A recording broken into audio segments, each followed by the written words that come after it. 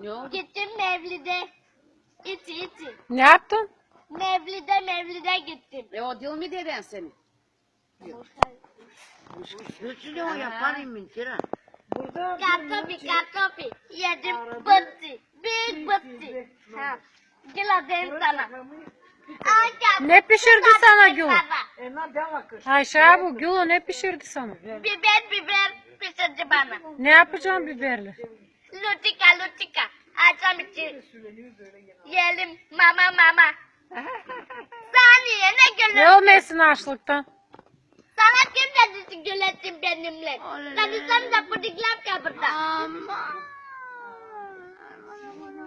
Kilo bak de saniye gülüm. Kalkarım gideyim gene kilo. Hasta olunu kal git gel. Kaç gün bakmadım arkadaşımı senin için de sözlerim baba. Anlatma benimle. Ayter ikinci ay şeyde. Anka bunu sen mama isatmen sen de pudikler kapıda. Diyeyim sana. Ha git ye biberlerini. Baba gel vereyim tafka sana. Bak şimdi Salih'in yanında gidelim de sana Güzel, da Allah. yüreğini. Yüreğini dedi. Gel. Ne yaparsın? Sen de bugün malatani diyeyim sana. Allah'ım da Allah. Kumarlar ne yaptı seni? Gel Çok baba. sıçradı beni kumarlar bana. Yapar mı sigara? Gel baba. Ben içmiyorum. Adın dedi içmenim sigara. Yuvazımda. Ne pulezu de kumarlı. Hangi? Sigara yapar. Çorba yapmadı. İyi yap. Yeter bu sigaralarla. Dedim mi sana anlatmasın benimle. Kalkarım gideyim gene. Aman otur Bayşe Molatova. Dedim sana anlatma. Sen gene anlatırsın benimle. Nasıl kalırsın sen? Bayşe kafamızı şişiriyor. Nasıl kalırsın sen saniye bu? Niçin zapret kola?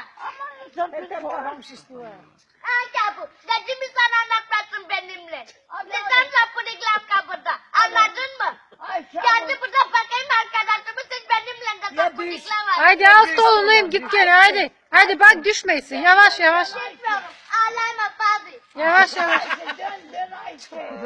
Ben neye gideceğim ben? Yavaş düşmeyesin Ayşe. Yavaş. Gel düz gel kızım Eter anlat.